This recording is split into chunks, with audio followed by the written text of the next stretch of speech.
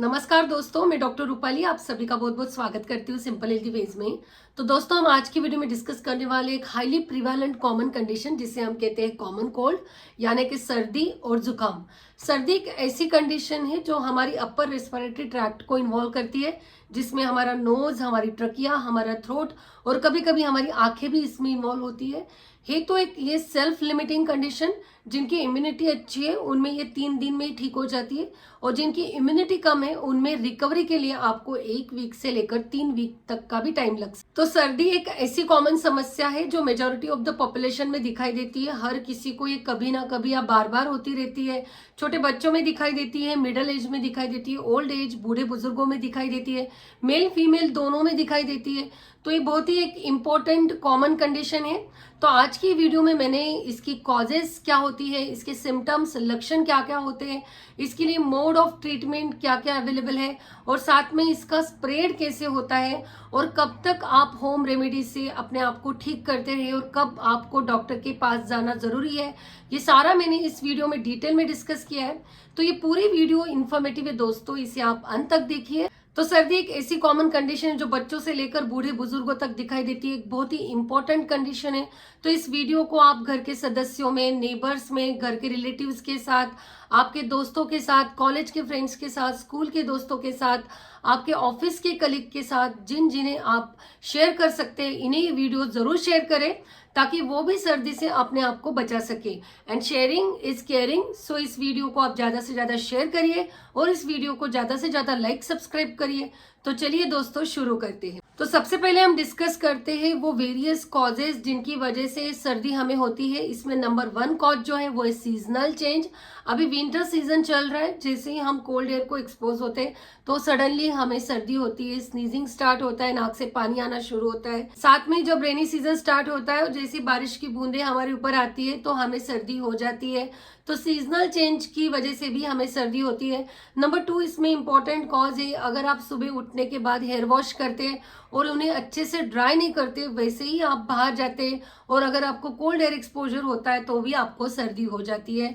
Number 3 इसका जो cause है वो है, अगर आपका एक्सपोजर लगातार रैपिड फैनिंग को हो रहा है, आप फैन के नीचे लगातार बैठ रहे हैं तो भी आपको सर्दी हो जाती है। नंबर 4 इसका इंपॉर्टेंट रीजन है वो है, अगर आप फ्रिज में रखा हुआ ठंडा खाना खा रहे हैं, अगर आप कोल्ड वाटर पी रहे, कोल्ड जूसेस ले रहे, आइसक्रीम्स ले रहे, तो उसकी वजह से भी आपको सर्दी हो जाती है। नंबर 5 इसका इंपॉर्टेंट कॉज है, अगर आप कोई इम्यूनोसप्रेशन ड्रग्स ले रहे हैं, आपकी इम्यूनिटी कम है, जैसे आप ट्यूबरकुलोसिस, HIV ये डिसीजेस से सफर हो रहे हैं, आप किसी क्रोनिक डिसीजेस से सफर हो रहे हैं और काफी लंबी टाइम से मेडिसिन पे है, तो आपकी इम्यूनिटी कम होने की वजह से भी आपको सर्दी लगातार रिपीटेडली होती है। तो ये थी सारी सर्दी होने की कॉमन कॉजेज। तो अभी मैं आपके साथ डिस्कस करती हूँ इसमें कौन कौन से सिम्टम, कौन कौन से लक्षण दिखाई देते हैं। तो जैसे ही आपको सर्दी होती है तो सर्दी में आपकी नाक से पानी आता है, कभी कभी ये पानी एक्रीड होता है तो उसकी वजह से आपकी आंख से भी पानी आता है। तो there is a constantly rubbing of nose and eyes. आपकी हेड में कंजेशन होता है, आपको हेडेक रहता है, आपकी थ्रोट में पेन होता है, गले में भी एक खराश होती है, there is a crawling sensation. आपकी जो एक्टिविटी रहती है, प्रोडक्टिविटी रहती है, सारी हैम्पर होती है। आप कौन से भी काम में ठीक से ध्यान नहीं दे पाते, 100% वर्क भी नहीं कर सकते, और ये सारे सिम्टम्स के साथ आपको बॉडी एक जैसी भी कंप्लेंट रहती है जिसकी वजह से आपको काफी टायर्ड फीलिंग रहता है। तो ये थे सारे इसके सिम्टम्स। अभी हम आपके साथ डिस्कस करते हैं सर्दी का मोड ऑफ स्प्रेड कैसे रहता है, इसका फैलाव एक ह्यूमन बीइंग से दूसरे ह्यूमन बीइंग की ओर कैसे होता है। नंबर 1 जो रहता है वो डायरेक्ट स्प्रेड। जब भी इन्फेक्टेड पर्सन क्राउड में स्नीजिंग करता है या फिर कफिंग करता है, उसकी खांसने की वजह से जो भी ड्रॉपलेट रहते हैं वो ड्रॉपलेट डायरेक्टली अगर आपके कांटेक्ट में आते हैं तो आप सर्दी से इन्फेक्टेड हो जाते हैं। और नंबर 2 जो इसका स्प्रेड रहता है वो रहता है कांटेक्ट, यानी कि इन्फेक्टेड पर्सन ने यूज की हुई चेयर, टेबल या फिर बुक्स या फिर उसने टच किया हुआ डोर या फिर रैली, उसको अगर आपने टच किया तो उससे भी आपको ये सर्दी की इन्फेक्शन हो जाती है। तो चलिए अब हम आपके साथ डिस्कस करते हैं वेरियस मोड ऑफ ट्रीटमेंट जो सर्दी के लिए अवेलेबल है वो मैं आपके साथ डिटेल में एक एक करके डिस्कस करती हूँ। सबसे पहले इंपॉर्टेंट ट्रीटमेंट इसमें है वो है एलोपैथिक ट्रीटमेंट। अगर आपको सर्दी की वजह से कंजेशन है, नाक से पानी आ रहा है, तो आपको सबसे पहले decongestant tablet, anti histaminic tablet लेनी चाहिए या फिर म्यूकस थिनर का भी यूज करना चाहिए।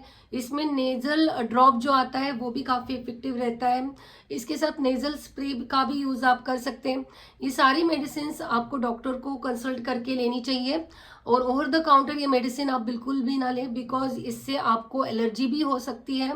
सेकेंड मोस्ट इंपॉर्टेंट ट्रीटमेंट मैं आपके साथ डिस्कस करना चाहती हूँ होम्योपैथिक मेडिसिन। ये बहुत ही इफेक्टिव मेडिसिन है जो मैं हमेशा मेरे प्रैक्टिस में पेशेंट को देती हूँ और इसका बहुत अच्छा इफेक्ट भी मुझे दिखाई देता है। इसमें सबसे इम्पोर्टेंट मेडिसिन जो है वो है एकोनाइट 200। आपको अगर सडनली सर्दी स्टार्ट हुई, आप घर में बैठे तो आपको कुछ भी नहीं, घर से बाहर निकलते ही अचानक से सर्दी स्टार्ट हुई है, नाक से पानी आना शुरू हुआ है, तो वो केस में आपको एकोनाइट की 4 गोलियां दिन में 4 बार लेनी चाहिए। उससे आपकी सर्दी तुरंत क्लियर हो जाएगी। अगर बच्चों में ये समस्या है तो बच्चों को इसकी 2 ड्रॉप आधे कप पानी में दिन में 3 बार दीजिए, उससे उनकी सर्दी निकल जाएगी।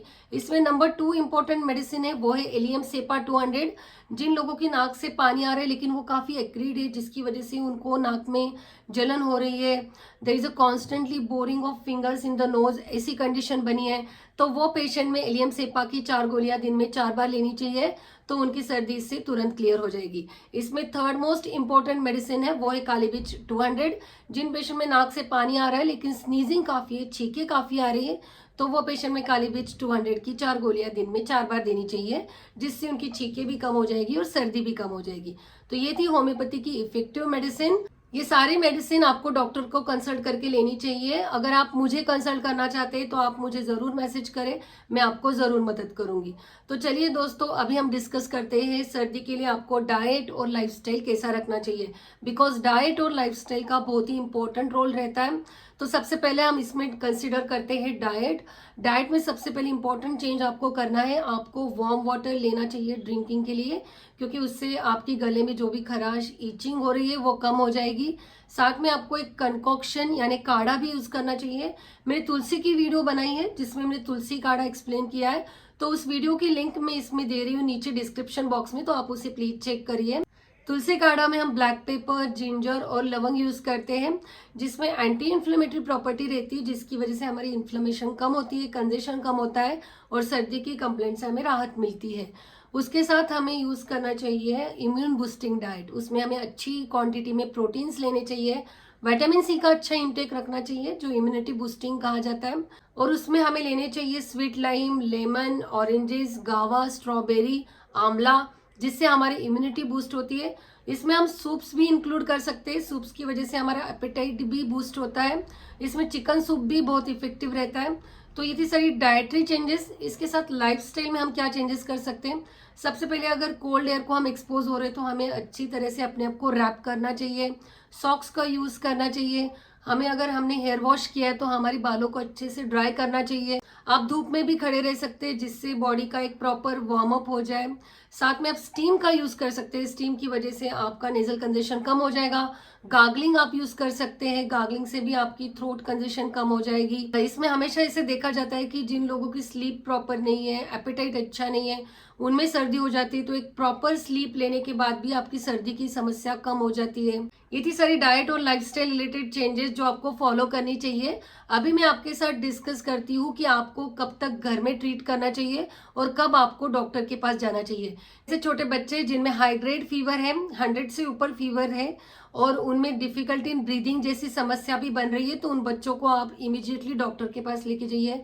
बूढ़े बुजुर्ग है, उनमें अस्थमा जैसी कंडीशन है, ब्रोंकाइटिस, न्यूमोनिया जैसी कंडीशन हो सकती है, तो उनको भी लगातार फीवर 100 के ऊपर है, तो उन्हें भी आप तुरंत डॉक्टर के पास ले जाइए। और जिन्हें इमीडिएटली सर्दी स्टार्ट हुई है और कुछ कॉम्प्लिकेशन नहीं है तो वो ये होम रेमेडी जरूर ट्राई कर सकते हैं। तो ये थी सारी सर्दी की कॉजेस, इसके सिम्टम्स, इसका mode of spread, various treatment available, कब तक घर में ट्रीटमेंट करना है, कब डॉक्टर के पास जाना है, सारा मैंने डिटेल में डिस्कस किया है। ये वीडियो अगर आपको अच्छी लगी है, इंपॉर्टेंट लगी है, इन्फॉर्मेटिव लगी है, तो इस वीडियो को आप ज्यादा से ज्यादा दोस्तों में, फ्रेंड सर्कल में, फैमिली मेंबर में शेयर करिए और इस वीडियो को ज्यादा से ज्यादा लाइक, सब्सक्राइब करिए। तो मिलते हैं दोस्तों अगली बार एक नई वीडियो में, तब तक स्टे सेफ, स्टे हेल्थी।